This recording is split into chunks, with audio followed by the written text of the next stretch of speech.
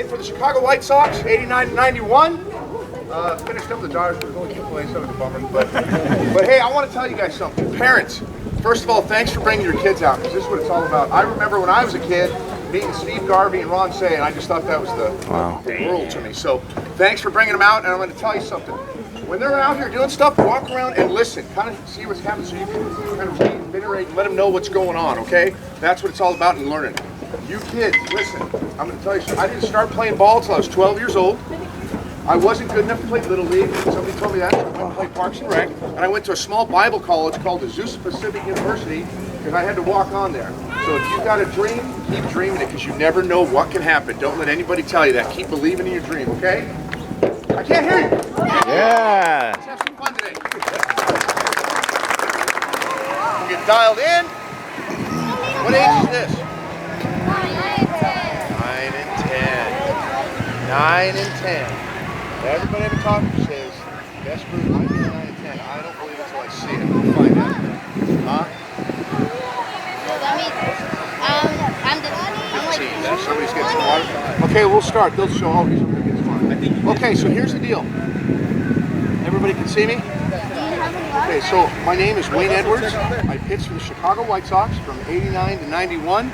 I was a left-handed pitcher. I was not even good enough to play Little League, so I played Parks and Rec back in the day. Now, obviously, everybody's come up about that level. And I went to a small Bible school called Azusa Pacific University and got drafted out of there. I walked on there, but it was pretty cool. I was 12 years old. That's how old I was when I first started playing. The one thing that I could do, I didn't throw real hard. I threw like 80, 89, maybe pop 90 in there, but I could throw and I could hit my spots. Yeah, I didn't start till I was 12. That's what I said, so you guys are ahead of the game. But I loved playing, I worked hard, and you guys can do that. So the big thing I'm trying to get across, never, ever stop dreaming. If you think you can, you can. If you think you can't, you're right as well. So don't think negative, think positive, go for it. Make sense? You guys being here and trying to learn some things is huge.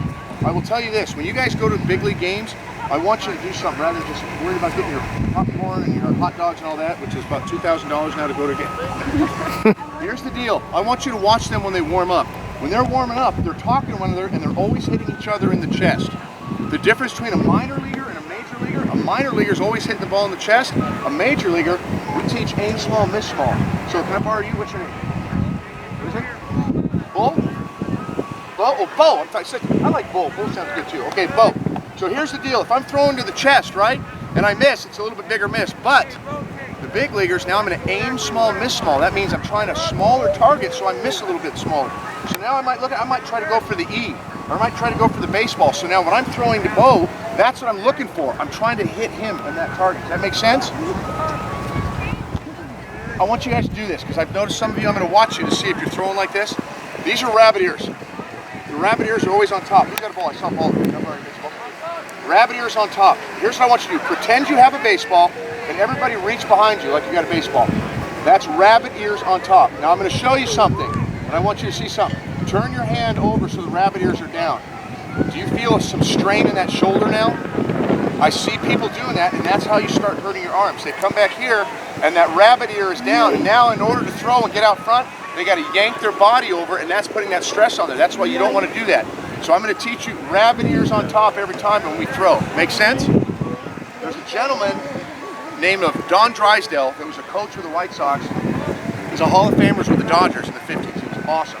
But he was a minor league instructor one year during spring training. And he taught me this, so it sounds funny, but I was 24 when I heard this story. He goes, what's the first thing on a train? The engine. What's after the engine on a train? The cars. Oh, nice job. You listen to school. What's the very last thing on a train? The caboose, right? If the engine goes over here and the cars go over here, what happens to the train? It derails, right? Because everything has to follow that engine. It's the same way when we're throwing. My engine when we're throwing is my head. Wherever my head goes, everything's got to follow. So hey, my toes, my stride foot is a car, my chest is a car. Guess what the caboose is? Your ball, right? So whatever that's going, I'm over here. I don't want to step over here and try to throw over here. So when we're throwing and we're aim small, miss small, that's what I want you guys thinking about, okay? I'm going to stop you in between and do some tweets and some stuff, but I don't want to get you on one whack. But how many say it was 8 and 8? So let me get 8 over there and then 8 over here across from me. So there's baseballs out there. Let's go. Out front. Let me see it. Begin. Begin. Good throws. Wait.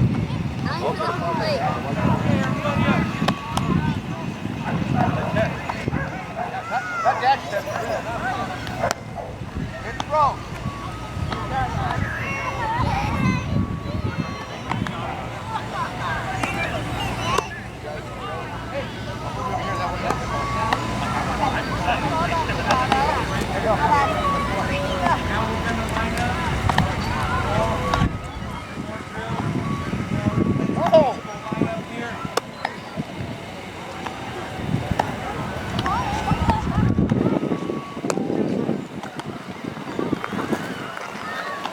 Everybody behind this line, right here, line it up.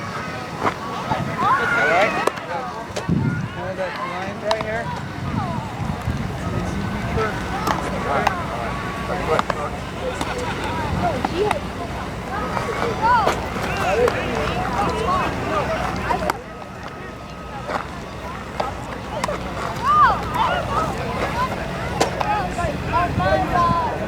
There you go.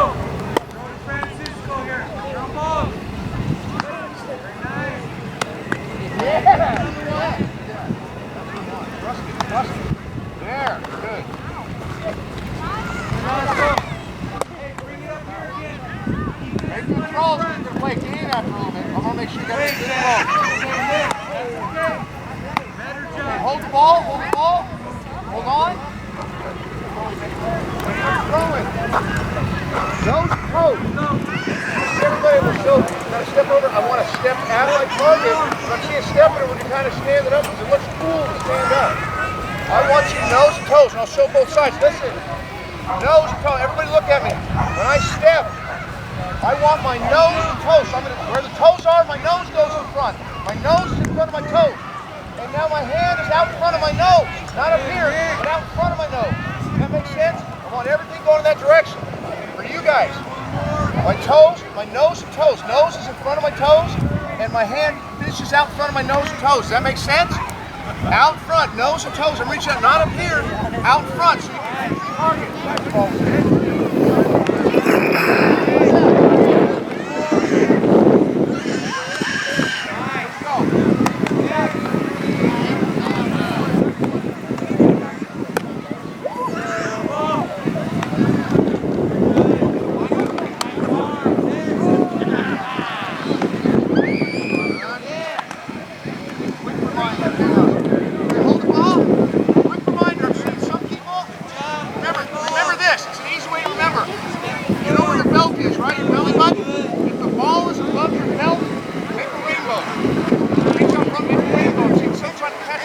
Hard.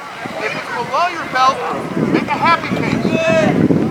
Excellent. Above, rainbow. Good. Below the belt, happy face. Come around it. And then when you get in 11th grade, you have Mr. Farrell for English, but it's inside. Parentheses. Okay, here we go. Again. Above you, rainbow. Below you, happy face. Nice and easy.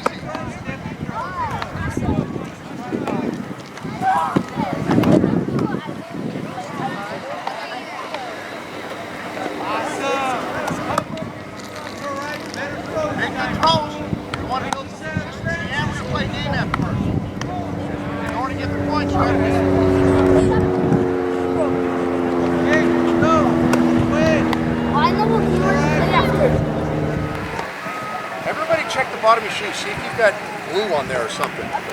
Okay, because here's what I'm seeing. People throw, watch this. Watch my back foot, I'm a lefty. I see people throw, and watch this. It's like my foot's stuck. What's up with that, man? Hey, even when I throw, if I throw from the outfield, I throw and I'm kind of coming forward, right? I'm going to borrow you. So if he was throwing, here, let's put the ball down. If he was throwing, watch this. This is what I want to see. So pretend you're throwing to my hand. Go ahead, reach out to my hand. And he keeps coming. See that? Your momentum is coming that way. Does that make sense? Now, if you're a pitcher, it's even more important. Let me tell you why. I'm going to give you guys a tip. When I throw, if I just do this and stop, I'm not in good balance to even field. But watch this. If I throw and now I come in, now I can field. And instead of having 7 infielders, now I've got 8 because I don't want to be a liability. I become defense. Does that make sense? Okay, let's cover it again. What are we always aiming to when we throw? Chest. Or do we aim small? We Miss ball. perfect. And what's the engine on us? The head. What are the cars? The legs.